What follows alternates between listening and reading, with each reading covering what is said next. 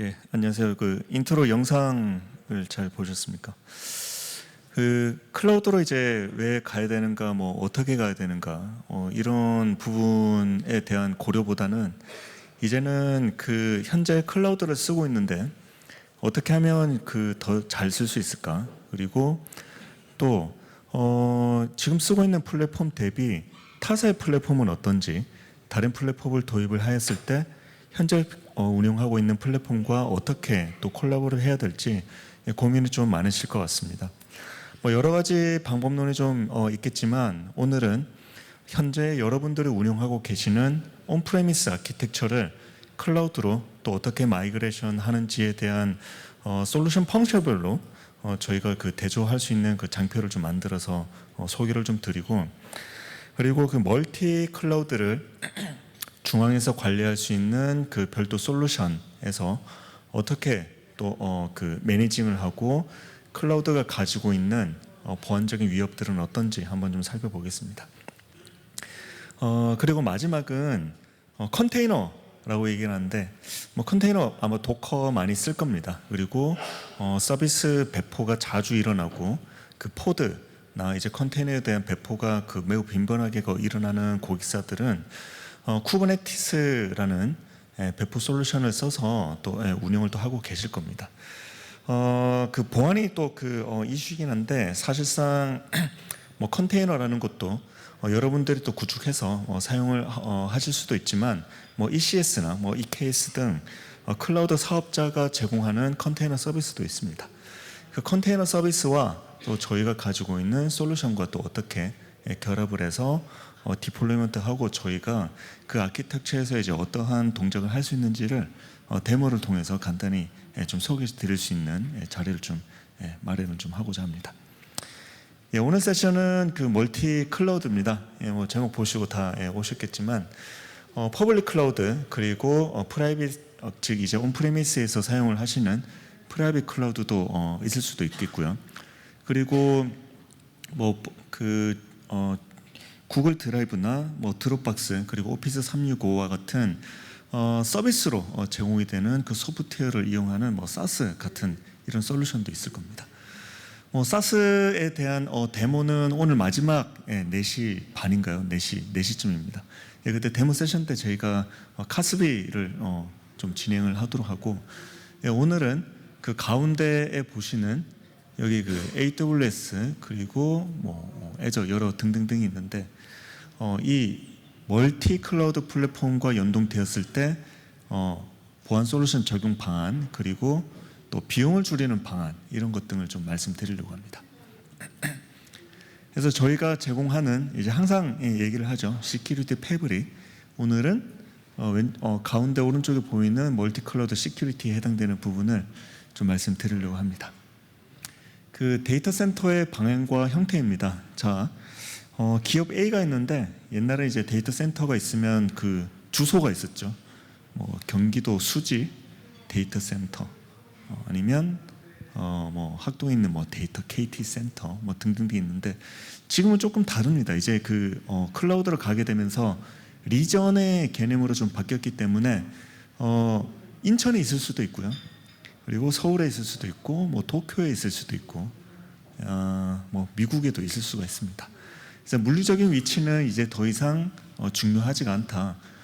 다만 중요한 것은 어디에 신속하게 배포를 해서 신속하게 서비스를 만들어낼 것인가, 이것이 이제 좀 관건이 좀 될 것 같습니다.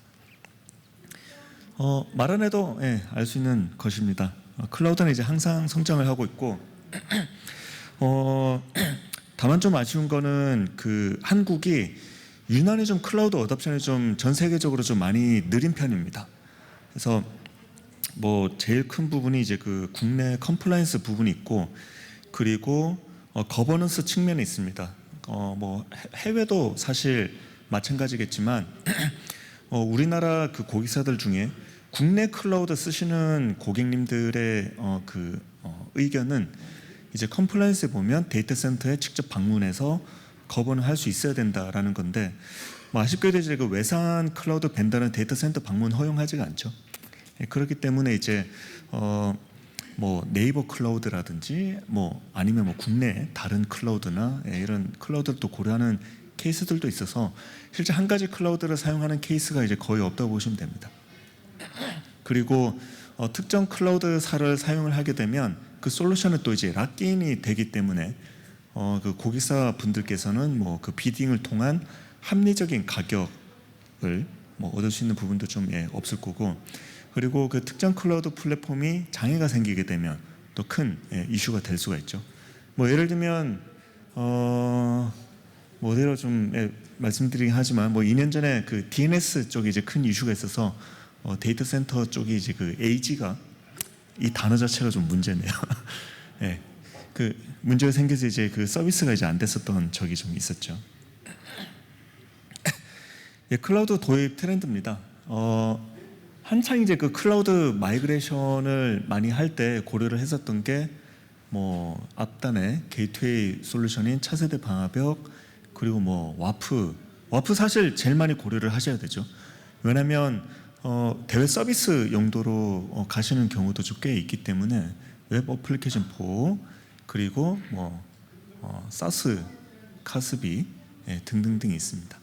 근데 최근에 이제 그 많이 고려를 하시는 것이 컨테이너, 서버리스 이런 쪽인데, 다만 그 좀 아쉬운 점은 그 많은 제조사들이 컨테이너 보안을 어떻게 해야 되는지에 대한 적절한 솔루션을 완벽하게는 좀 내놓지 못하고 있는 부분도 좀 있습니다. 사실 이 부분이 이제 컨테이너가 가지고 있는 어떤 뭐 특성 때문에 좀 그런 기인한 요인이 부분이 있는 거고, 이런 것들 때문에 지금 이제 컨테이너를 통한 그 외부 공격이 많이 일어나고 있는 상황입니다.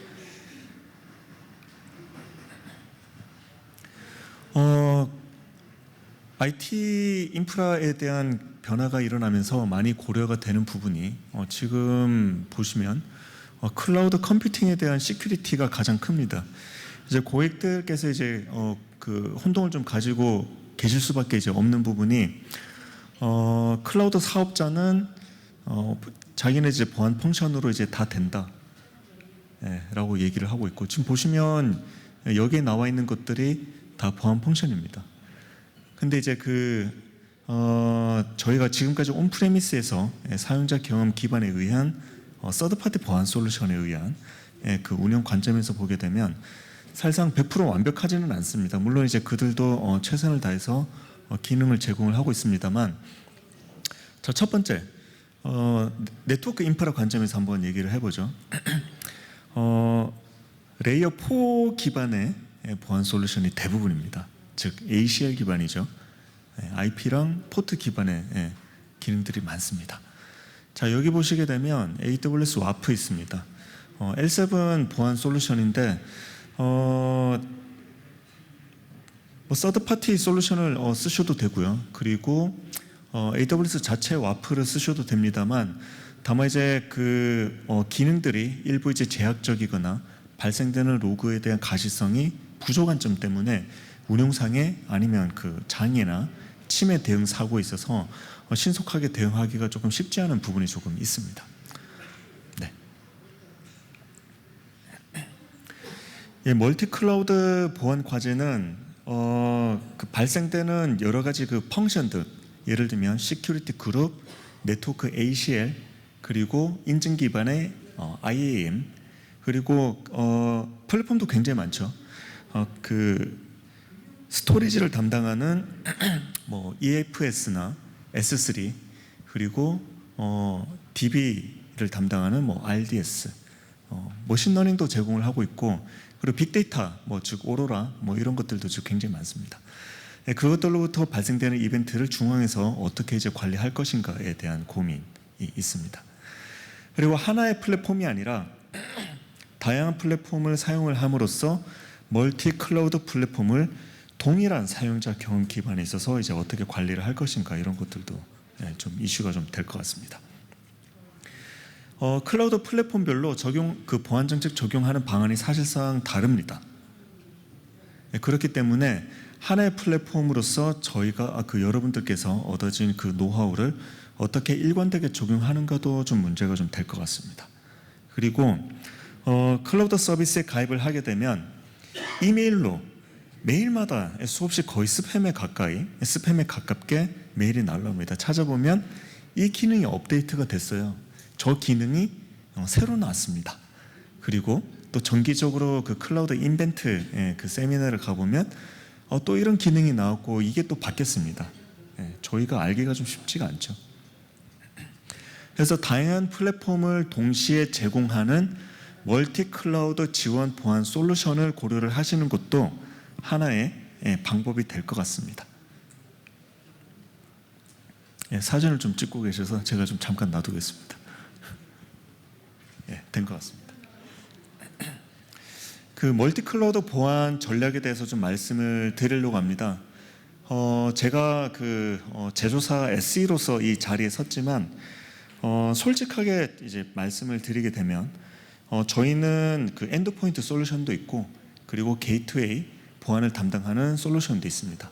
하지만 그 이게 뭐 컨테이너로 가면서 그리고 서버리스로 가면서 또 클라우드로 가면서 각각의 벤더의 고유 역량별로 좀 그 스코프이 좀 나눠지는 것 같습니다. 저희는 게이트웨이 보안 솔루션 쪽으로 좀 특화돼서 드라이빙을 하는 것 같고 엔드포인트 쪽은 그 게이트웨이 보안 솔루션으로서 또 제어를 할 수가 없는 서버리스, 컨테이너 기반 이런 쪽에 담당하는 벤더들이 또 적극 퍼블리싱을 좀 하고 있는 것 같습니다. 클라우드 컨설팅을 사실 뭐 저는 클라우드 파트너가 아니기 때문에 다만 그 저희 제조사에 이제 클라우드를 담당하는 SE로서 그 고객사 방문 드렸을 때 고객사에서 이제 가장 궁금하는 내용을 하나의 장표로 좀 표현을 해봤습니다. 그들의 그 솔루션 아키텍처가 이러한데 클라우드로 갔을 때 어떤 솔루션을 써야 되는가라는 질문을 가장 많이 받게 되고 그 내용으로 회의를 대략 한 하루 정도는 꼭 하는 것 같습니다. 그래서 제가 한번 없는 자료를 한번 작성을 해봤는데 주황색이 이제 대부분 여러분들의 고객사가 가지고 있는 네트워크 환경인 것 같습니다. 세로 가보시게 되면 인터넷 접속하는 환경이 될 것이고요. 그리고 방화벽단에 붙어 있는 DMZ 존은 실제 이제 웹 서비스를 하는 존으로 이렇게 다 붙어 있을 겁니다. 그리고 컨테이너가 운영될 수도 있고요. 그리고 개발자들이 개발을 하고 코드 커밋을 한 이후에 파이프라인을 통해서 젠킨스도 있을 것이고요. 그리고 배포를 통해서 실제 가상으로 또 적용을 해보는 이런 CI/CD 자동화 툴이 또 있을 겁니다. 자, 그러면 하나하나 한번 좀 잠깐 여러분들의 그 궁금증을 해소를 시켜드리기 위해서 좀 말씀을 드려보겠습니다. 자, 여기 보시게 되면 이제 그 네트워크 펑션이 있는데 사실 클라우드로 가게 되면 네트워크 스위치라는 개념이 없어집니다. 즉 L2, L3 이런 개념이 없어지고 게이트웨이라는 그러한 속성들이 조금 다르게 변형이 됩니다. 그 점에 이제 최대한 유사하게 기능을 좀 표현을 해봤는데 AWS 기준으로 좀 말씀을 드리게 되면 로컬 게이트웨이가 있고 ENI 즉 솔루션을 설치를 하게 되면 네트워크 이더넷 카드가 있을 것이고요. 그리고 그 요즘 핫한 화두죠. 멀티 클라우드나 아니면은 멀티 VPC를 구현을 시켜주는 트랜짓 게이트웨이 뒤쪽에서 말씀을 드리겠습니다. 그리고 로드 밸런싱 기능을 해주는 ADC가 있습니다. 사실 이제 이 시장이 클라우드로 가게 되면서 조금 많이 그들의 시장이 좀 쇠퇴되고 있는데 그 이유가 클라우드 사업자들은 로드 밸런서를 매우 저렴하게 제공을 해주고 있습니다. 성능도 좋습니다. 그래서 ELB 즉 로드 밸런서, 도메인 라우팅 그리고 SSL 오프로드까지 해주기 때문에 그 프로덕션 레벨에 있는 서버의 성능이 별로 좋지 않아도 암호화를 충분히 할 수가 있다라는 점입니다. 그리고 웹파이어는 클라우드나 아니면 저희가 제공해주는 웹방화벽 그리고 컨테이너를 여러분들께서 직접 운영하시고 구축하실 필요 없이 클라우드로 가게 되면 클라우드 사업자가 제공하는 완전 관련 서비스인 ECS, EKS 등과 같은 서비스를 또 이용을 하실 수가 있습니다.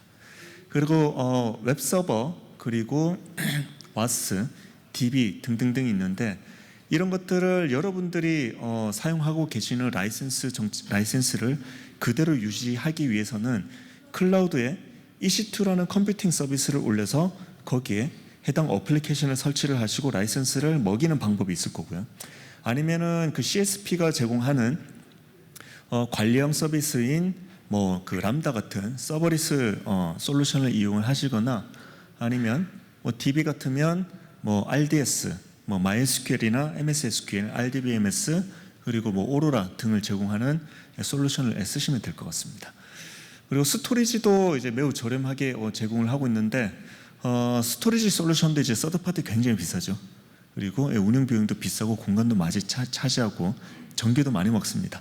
스토리지 하면 또 백업도 하셔야 되죠.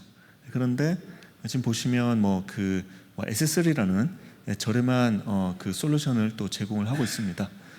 EFS나 S3를 또 이용을 하시게 되면 그 뭐 글래시어 같은 또 저렴한 그 백업 솔루션으로 스토리지로 자동으로 이제 마이그레이션 되게 되고, 그리고 그 최소한 3개 리전으로 자동으로 이제 백업이 됩니다. 대략 한 99.999999가 뭐 11개 붙나요? 퍼센트 비율로 안정성을 보장을 해준다고 합니다. 네, 이렇게 한번 좀 간단히 좀 살펴봤고요. 자, 멀티 클라우드로 운영을 하게 되면 인터넷으로 서로 상호간에 통신을 할 수도 있고요. 그리고 뭐 MPLS망을 통해서 상호간에 운영을 할 수도 있겠습니다. 자, 그리고 그 사업자가 얘기를 하는 게 DX라고 하죠. 다이렉트 커넥트. 그 전용선 사업자와 함께 결합을 해서 전용선을 또 제공을 해줍니다.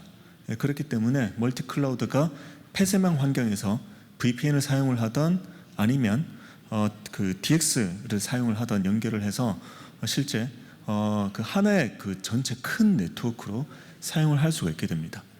하지만 그 가운데 여기 보시는 이 허브에서는 보안 기능을 제공을 해주지 않기 때문에 그 각 여러분들이 구현을 해놓은 플랫폼 앞단에 보안 솔루션을 설치를 하셔서 적절하게 클라우드 엣지를 보호를 하셔야 된다라는 겁니다. 그 대기업들, 특히 이제 그 대형 데이터 센터 아니면 서비스 그룹이 네트워크 권역별로 완전히 나눠져 있는 경우, 아니면 거버넌스를 완전히 분리를 해야 되는 경우에 가장 인기를 끌고 있는 펑션이 트랜짓 게이트웨이입니다. 트랜짓 게이트웨이는 라우터처럼 가상으로 존재를 하는 네트워킹 허브인데 AWS 네이티브 솔루션이고요. 이 솔루션을 이용을 하게 되면 VPC, 즉 16비트로 나눠진 가상의 네트워크 대역을 완전히 쪼개고 시큐리티 풀을 하나 만들어서 트랜짓 게이트웨이를 통해서 인터넷을 통해 왔다 갔다 하는 트래픽을 제어를 할 수가 있고요. 그리고 VPC 간에 왔다 갔다 하는 횡 트래픽을 트랜짓 게이트웨이를 통해서 시큐리티 풀 내부에 있는 저희 뭐 방화벽이나 웹방화벽 아니면 샌드박스 등을 거쳐서 다시 다른 VPC로 갈 수 있는 허브를 제공을 해줍니다. 이렇게 되면 노스, 사우스, 이스트, 웨스트 트래픽에 대한 거버넌스와 제어가 가능해진다는 겁니다. 이 구성으로 이제 구현이 된 데가 대한항공이 지금 이 구성으로 이제 구성이 되어 있고, 지금 뭐 그 D사 이제 건설 그룹이라든지 아니면 핀테크 쪽에 뱅킹 서비스 해주는 곳에도 현재 이러한 구성으로 이제 POC를 다 마친 상태입니다.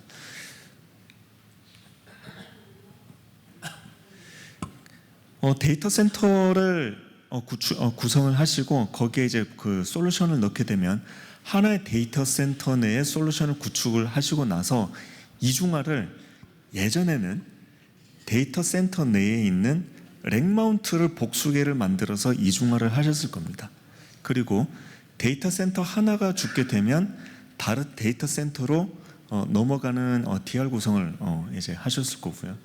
근데 CSP사, 즉 이제 뭐 클라우드 사업자는 멀티 데이터 센터, 즉 멀티 AG를 이중화하는 것을 그들이 얘기를 하는 SLA의 기본이라고 얘기를 합니다. 그래서 솔루션을 여기 보시는 것처럼 그 AG, 즉 데이터 센터 하나에 하나씩은 무조건 둬야 되는데 저희가 가지고 있는 솔루션은 AG 간 클러스터링 구성이 가능합니다. 자, 이 얘기는 세션 동기화가 가능하고요, 컨피그레이션 동기화가 가능합니다. 즉 이 얘기는 즉슨 서비스 크리티컬이 필요한 곳에는 멀티 에이지 클러스터를 통해서 서비스 가용성을 극대화할 수 있다라는 겁니다. 자, 타사 같은 경우에는 한번 보시면 멀티 에이지 클러스터 구성이 지원이 안 되기 때문에 하나의 데이터 센터 내에서 이중화를 해야 되고요, 하나의 데이터 센터가 다 죽게 되면 다음 데이터 센터로 넘어가는 데 있어서 세션이 다 끊어집니다. 즉 서비스 크리티컬에도 이제 이슈가 있는 거고, 그리고 몇 대가 들어갔습니까? 4대가 들어갔습니다. 자, 카펙스 그리고 오펙스가 이제 굉장히 높은 구조로 되어 있다라는 점이 이제 저희 제조사가 가지고 있는 특장점이 되는 것 같습니다. 오늘 이제 그 좀 제너럴한 세션이기 때문에 기술적인 내용은 좀 너무 딥하게 좀 말씀드리지는 않겠지만 이런 부분이 가능한 이유가 저희는 클러스터 간에 이제 저희 리소스가 상호 간에 모니터링을 하고 있다가 문제가 생기면 API 게이트를 통해서 람다 펑션에 접근을 하고 클라우드 와치 이벤트 트리거를 통해서 이전에 액티브였던 장비가 가지고 있던 공인 IP, 즉 퍼블릭 EIP를 대기하고 있던 슬레이브 EIP가 가지고 옵니다. 자, 그래서 한 개의 접속 서비스 공인 IP를 가지고 온다, 즉 떠다녀서 움직인다라고 얘기를 하기 때문에 이 공인 IP는 플로팅 IP라고 얘기를 합니다. 자, 두 번째, 내부에 있는 자원이 액티브 역할을 해주는 방화벽을 메인으로 게이트웨이를 잡고 있기 때문에 문제가 생기게 되면 슬레이브 역할에서 액티브로 바뀌었던 그 장비로 라우팅 테이블을 바꿔줘야 됩니다. 자, 이 역할을 슬레이브로 대기를 하고 있던 장비가 클라우드 와치 이벤트 트리거를 통해서 라우팅 테이블을 두 번째에 있는 장비의 내부 인터널 인터페이스, 즉 인터널 ENI로 변경을 해줍니다.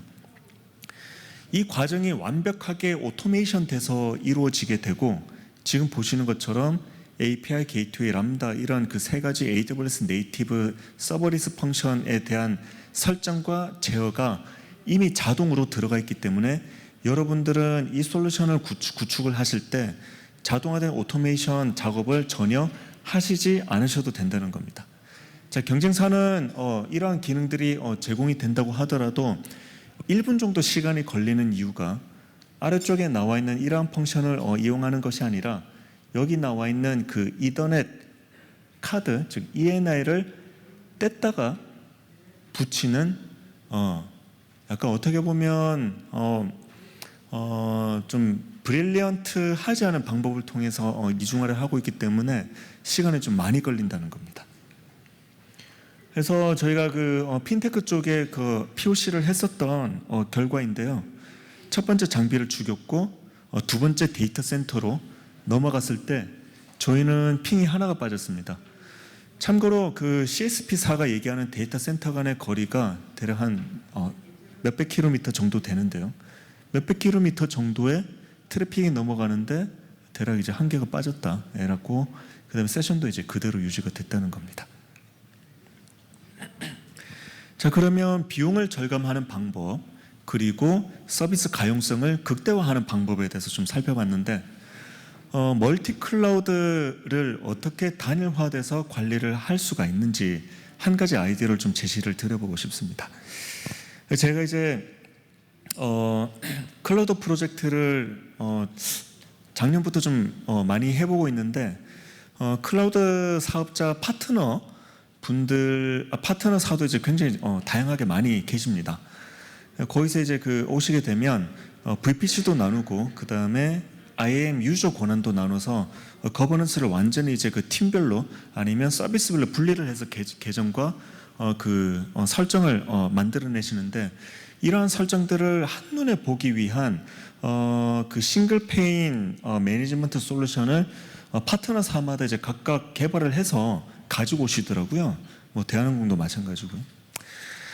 근데 그래서 이제 그 솔루션을 보면서 그때 이제 작년에 이제 굉장히 편리하겠다. 저는 고객이 이제 한 번 문의를 하면 저는 결과 보고서 쓰는데 일일이 클라우드 사업자 제공하는 이제 아이콘 라이브러리 PPT 파일 받아다가 아이콘 일일이 다 따다가 마우스 작업하고 일일이 다 작성을 했었는데, 이제는 이런 솔루션을 한번 연결을 해보면 그런 토폴로지를 자동으로 전부 다 그려주고, 그런 토폴로지에 마우스 클릭만 하게 되면 뭐 S3 버킷이든 IAM이든 뭐 SG든 클릭을 한 그 설정으로 다시 또 들어가지고 그 설정들이 어떠한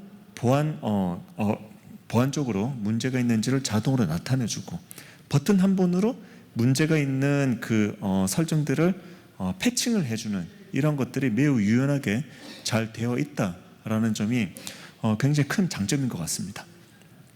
그래서 저희는 이러한 솔루션을 포티 CWP라고 그 명칭을 하고 있고, 쉽게 좀 그냥 이해를 하시면 저희 제조사 명칭 기억하시는 것보다는 멀티 클라우드를 한눈에 볼 수 있는 관리 솔루션이 있다라는 것을 기억해 주시면 될 것 같습니다. 그래서 말보다는 직접 보시는 편이 좀 나을 것 같아서 데모를 간단히 좀 준비를 해봤습니다. 데모는 대략 한 영상이 이제 5분 정도 되고요. 제가 각각 도움될 만한 내용들을 좀 말씀드리도록 하겠습니다. 그 CWP는 다음과 같이 구성이 됩니다. 이제 뒷부분에 다 나오겠지만 뭐 클라우드 버킷이 문제가 있다거나 아니면 뭐 위협성이 있다거나를 나타내 주는데, 뭐 밑쪽에 한번 보시면 여러분들께서 사용하는 그 클라우드의 고유의 네이티브 펑션들이 다 나와 있습니다.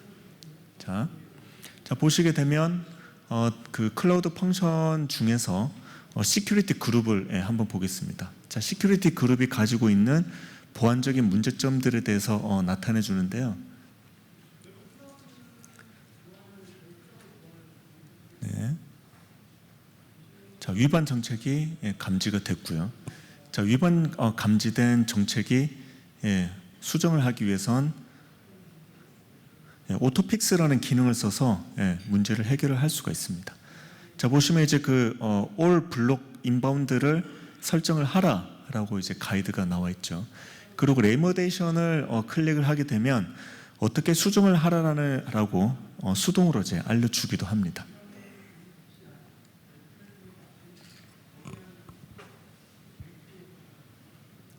자, 그 다음에 그 위쪽에 보시게 되면 각각의 EC2 인스턴스나 아니면 여기는 이제 얘는 이제 컨테이너가 나와 있는데 본넷이 얼마나 감염이 되어 있는지를 나타내 줍니다. 자, 클릭을 해보면 감염된 내역들을 보여주고 있고요. 그리고 경고 메시지들도 나타내 주게 됩니다. 자, 트래픽을 클릭을 하게 되면 해당 인스턴스가 어떻게 본넷에 감염이 되어 있고 해당 소스가 어떤지, 외부 IP인지 본넷인지 아니면 단순히 그 AV에 감염된 뭐 파일은 아닌데 의심스러운 파일이다고 하면 그 리스트를 나타내주고, 클릭을 해보면 실제 소스, 목적지, 날짜 등 디테일한 세부 내역들이 나오게 됩니다. 자, 디테일 오른쪽 버튼을 클릭을 하게 되면 해당 공격이 어떠한 공격인지를 나타내주는 포티가드 DB를 보여주게 되고요. 따라서 적절한 조치를 취할 수 있도록 가이드를 줍니다.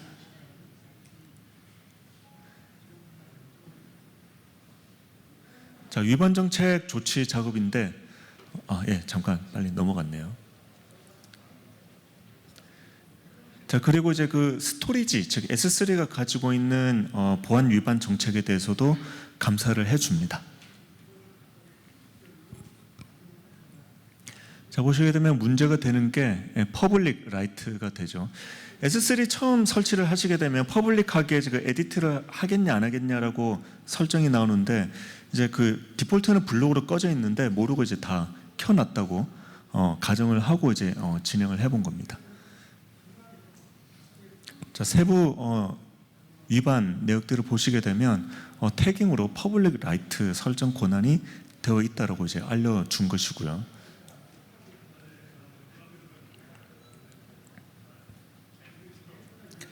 자, 보시게 되면 글자가 나옵니다만 S3 버킷으로 중국에서 미국으로 불건전한 로그인을 많이 했다라는 것에 대해서 알려주는 겁니다. 그래서 그 퍼블릭 에디터블에 대한 그 설정을 끄는 것으로 이제 오토 패칭 기능을 제공을 하고 있고요. 역시 레모데이션을 누르게 되면 수동으로 조치할 수 있는 가이드를 제공을 해줍니다. 그리고 마지막은 그 리스크 트렌드를 나타내 주는데요. 트렌드는 히스토리별로 어떠한 공격이 언제 어떻게 발생됐는지를 맵을 통해서 보여주게 됩니다.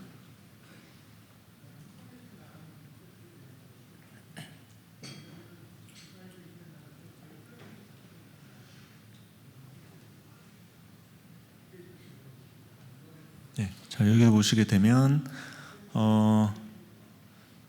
베이징에서 써니베일 미국으로 로그인 시도를 해서 이제 실패가 여러 번 됐다라는 이런 내역들을 보여주고 팔러시 네임은 Suspicious Movement인 겁니다. 행위 자체가 이제 문제 됐다기보단 그 행위 자체에 대한 그 스코링이 누적이 돼서 실제로 이제 그 얼러트를 발생을 시켜줬다라고 보시면 될 것 같습니다.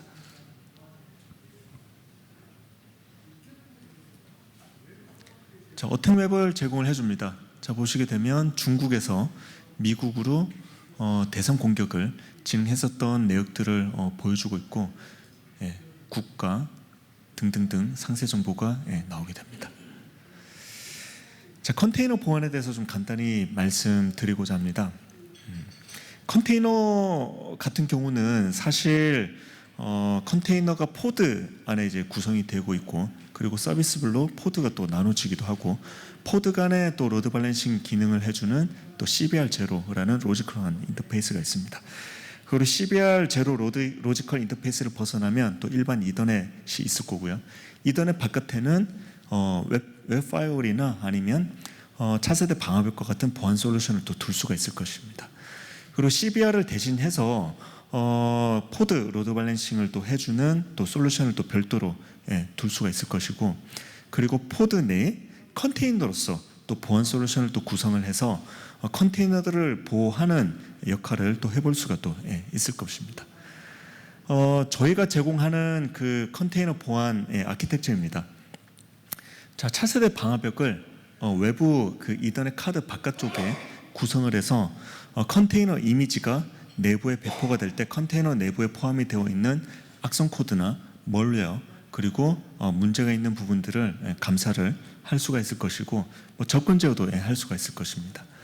그리고 그 저희 웹방화벽을 또 구성을 하시게 되면 저희 웹방화벽이 API 게이트웨이 역할을 할 수가 있기 때문에 불건전한 API, 인밸리드한 API 접근을 사전에 웹방화벽단에서 차단을 할 수가 있습니다. 즉 예를 들면 야물 파일을 포티 웹이 가지고 있는 데이터베이스에 업로드를 하게 되면 데이터베이스에 저장된 야물 파일에서 밸리드하게 정의된 API 리스트를 파싱을 해서 그 자동으로 이제 적용이 되고 그 이후에 리퀘스트되는 API 테이블들을 필터링을 해서 내부에 접근을 어느 정도 제어를 할 수 있는 기능들을 제공을 하는 겁니다. 자, 두 번째는 저희 포트 웹이 컨테이너로서 동작을 하는 겁니다. 그 뒤에 데모의 데모에서 보여드릴 텐데 AWS도 ECS라는 컨테이너 서비스를 제공을 하고 있고 포트 웹이 ECS의 컨테이너로서도 구성이 될 수가 있습니다. 만약에 그렇게 된다면 내부에 있는 다른 컨테이너, 즉 웹 서비스 같은 경우에 저희 그 웹방화벽이 보호를 해주고 웹방화벽이 버추어 서버로서 리버스 프록시 기능으로 그 웹 어플리케이션 보호를 해줄 수가 있는 구성도 가능해지는 겁니다. 쿠버네티스와 연동되는 그 방화벽 커넥터입니다. 쿠버네티스와 그 SDN 커넥터로 연동을 하게 되면 그 도커 내부에 설치되어 있는 그 컨테이너의 이미지들이 실제 그 하나의 오브젝트로 자동으로 가지고 오게 됩니다. 자, 이 얘기인즉슨 컨테이너를 한번 생각을 해보면 지속적으로 사용하는 서비스에 대한 이미지보다는 서비스가 있을 때마다 배포를 하고 없애고 배포를 하고 없애는 이런 템포러리한 서비스 성격에 더 적합한데요. 그때마다 새로 생성된 컨테이너의 IP 어드레스를 일일이 다 방화벽 정책에 입력을 하기보다는 연동된 컨테이너 커넥터를 통해서 자동으로 가지고 온 컨테이너 이미지를 정책에 미리 적용을 해서 제어를 할 수가 있겠다라는 겁니다. 자, 포트웹 컨테이너 데모를 보여드리도록 하겠습니다. AWS를 기준으로 좀 말씀을 드리도록 하고요. ECS라는 서비스에 접근을 한 겁니다. 자, 마켓플레이스에 검색을 해보시면 포트웹 컨테이너 이미지가 있고요. ECS 선택을 한 이후에 컨테이너를 먼저 만들 겁니다. 클러스터를 제작을 하고요.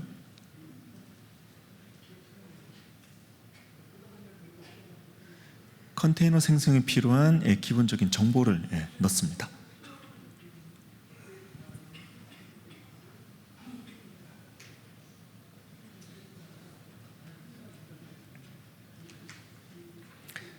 사실 대부분 클라우드 서비스가 그렇다시피 아무리 어렵고 복잡한 것이라도 완전 관리형 서비스는 클릭 몇 번으로 자동으로 이제 배포가 되는 겁니다.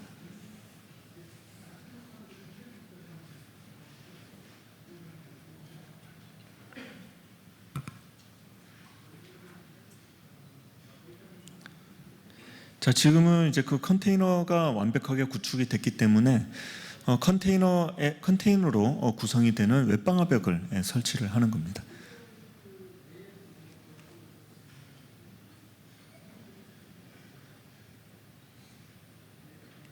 자, 웹방화벽이 어느 컨테이너에 설치될 것인가에 대해서 앞서 만들어 놓은 컨테이너를 선택을 하고요.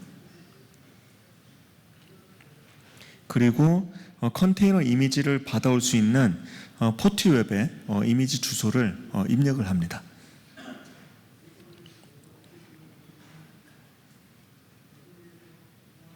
적절한 프리셋 값을 입력을 하신 이후에 크리에이트를 누르게 되면 짧은 시간이 소요된 이후에 그 포트웹 컨테이너 이미지가 앞서 말씀드려 놓은 컨테이너 베이스에 자동으로 설치가 됩니다.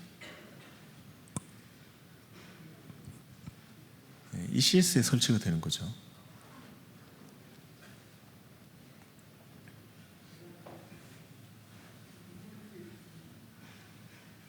네, 과정들을 간단히 한번 좀 보겠습니다.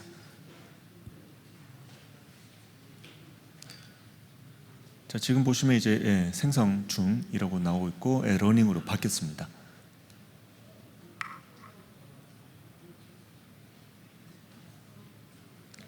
자, 그러면 포트웹 컨테이너 이미지가 러닝 상태이고요. 접근을 하기 위해서는 포트웹 컨테이너 이미지가 제공하는 접속 정보를 통해서 직접 이제 UI에 접근을 해보겠습니다.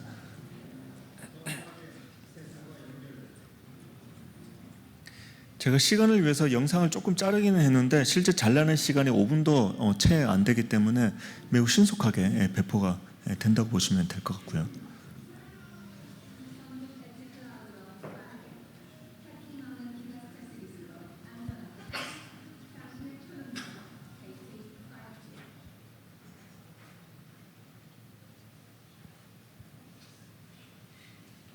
네, 그 어플라이언스 장비와 똑같은 UI를 제공을 해줍니다. 웹방화벽이 설치가 됐으면 내부에 또 다른 그 웹서버가 있는 웹서버 컨테이너가 있을 것이고요. 그 리퀘스트에 대한 부하를 경감시키기 위한 엔진엑스가 또 앞단에 또 있을 수도 있습니다. 그래서 저희는 웹방화벽이 리버스 프록시 형태로 외부의 리퀘스트를 받아내고 뒷단에 있는 엔진엑스로 던지는 그 랩을 한번 만들어 봤습니다. 자, 지금 보시는 데모는 세 번째 랩인데요. 3.80249에 포트 80으로 접속을 하게 되면 포트 웹에 가지고 있는 버추어 서버를 통해서 내부 뒷단에 있는 엔진엑스로 접근을 하게 됩니다. 물론 당연히 이제 그 정책은 웹방화벽이 가지고 있기 때문에 일반 웹방화벽이 가지고 있는 웹 어플리케이션 프로텍션 기능 등을 사용을 해서 내부에 있는 컨테이너 이미지를 보호를 하시면 되겠습니다. 자, 정책 네임 입력하시고 서버 풀은 엔진엑스에 대한 IP 정보를 입력을 하시면 됩니다.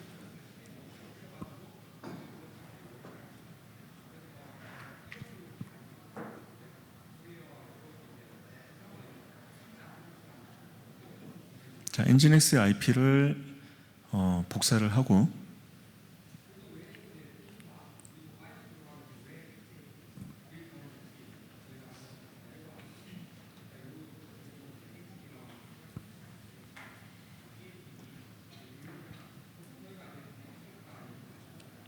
리얼 서버로 입력을 하겠습니다.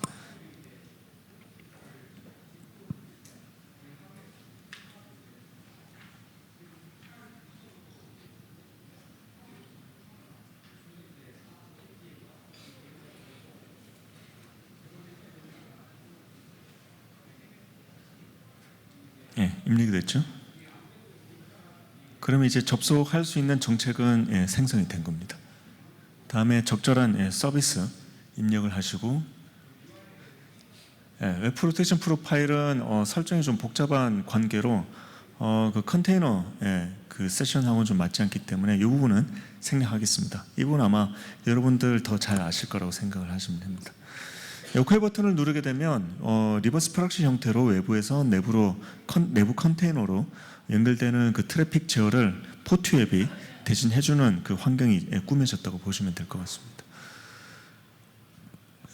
그래서 포트 웹이 가지고 있는 버추어 서버로 접근을 하게 되면 실제로는 그 엔진엑스로 떨어지게 되죠. 이긴즉슨 컨테이너 웹방화벽을 내부에 두시고 내부에 그 보호를 해야 할 컨테이너를 그 아랫단에 두시게 되면 온프레미스에서 운영을 하시는 것처럼 상세하게 웹 어플리케이션이나 다른 자원을 보호를 할 수 있다라고 말씀을 드리는 겁니다. 자, 마지막으로 그 요약을 좀 드리게 되면 사실 컨테이너를 보호하거나 아니면 멀티 클라우드를 보호하는 그 다양한 벤더들이 좀 있을 겁니다. 하지만 어떠한 클라우드 플랫폼이 추가로 더 생겨서 동일한 사용자 경험을 가져갈 수 있는지에 대한 고려는 조금 다른 문제인 것 같습니다.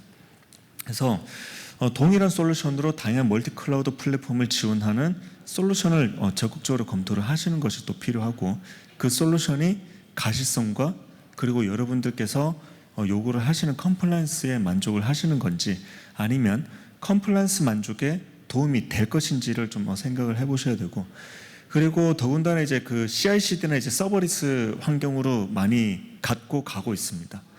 그러한 자동화된 서비스와 연계를 해서 실제 오토메이션 기능들을 얼마나 유연하게 제공을 하는지에 대한 다양한 기능들을 한번 좀 살펴보셔야 될 것 같습니다.